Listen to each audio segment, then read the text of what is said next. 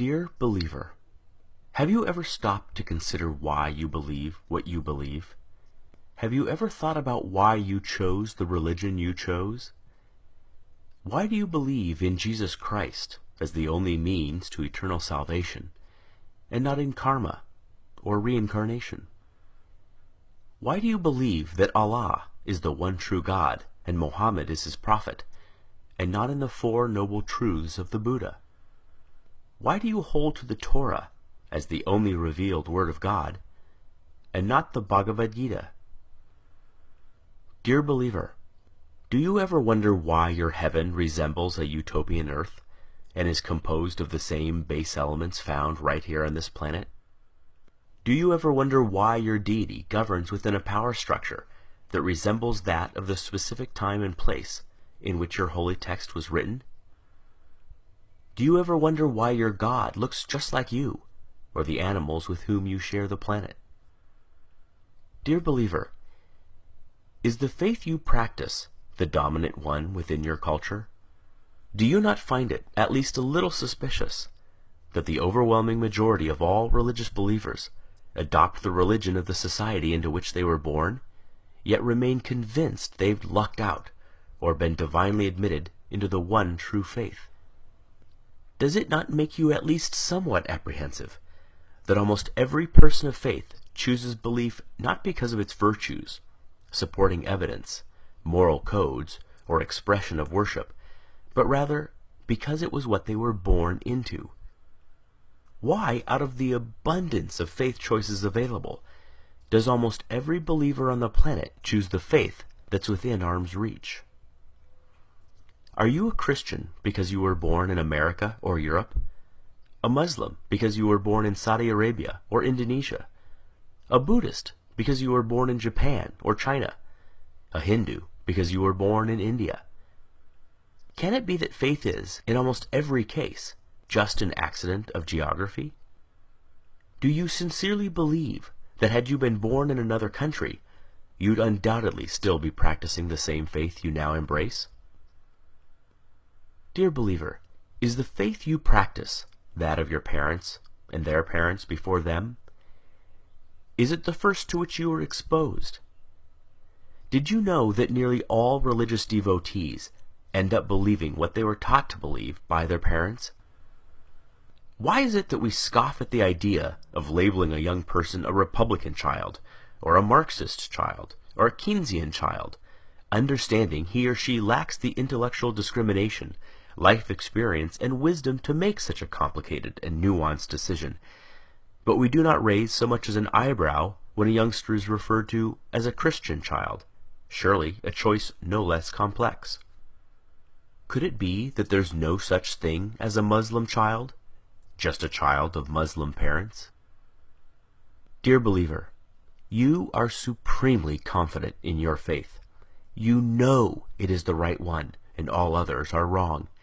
You are literally willing to bet your eternal soul on that very fact. And yet, have you ever stopped to consider that there are 24 major religions and literally thousands of different faiths practiced on this planet? Did you know that within Christianity alone, there are more than 45,000 different denominations, each claiming to understand ultimate truth better than all the others? Do you realize that each member of every faith practiced is just as devout, just as sincere, and their conviction every bit as sure as yours? Did you know they too read infallible holy texts, have airtight apologetics, have experienced miracles, feel God's presence, sense His still small voice, obediently follow His perfect will for their lives, love Him indescribably, and can defend their belief with the same fervency as you do yours? And yet, since every religion is mutually exclusive and contradicts the others in matters both large and small, they cannot all be right. Right? You know, you just know, your faith is the exception. And yet, if every member of every faith feels just as you do, what are the odds you're right? Dear believer, I've often been told that my unbelief is a guarantee of missing out on heaven and ending up in hell. But who's heaven? Who's hell? I've often been told that I should, just to be safe, accept God. After all, what have I got to lose? But who's God? Given so many options, aren't I more likely to choose incorrectly? Might not I be better off wagering on no God rather than on the wrong God? You put it to me, what if you're wrong? But what if you're wrong? What if, rather than Jehovah, Allah is the one true God, or Shiva, or Wu-Tan, or some god on the other side of the planet you've never even heard of yet? The truth is, you already know what it's like to be an atheist in regards to every other faith but your own. It's clear to you that adherents to other faiths are mistaken, deluded, or deceived, but they think the same of you. The way you view them is exactly the way they view you. Every devout Hindu has embraced his faith for the exact same reasons you have embraced yours. Yet you do not find his reasons compelling, nor do you lose sleep at night, fearing that if you die, you'll wake up in his hell. Given this, is it so hard to see why some of us just take our atheism one God further? Dear believer, I wonder if religions aren't just ancient constructs in which early humans attempted to both explain and control the chaotic world around them. Though irrational in content, their emergence certainly isn't. We do not blame our ancestors for inventing religion. There is no shame whatsoever in stumbling when you are blind, or failing to properly construct a puzzle in the dark. But we no longer live in the dark.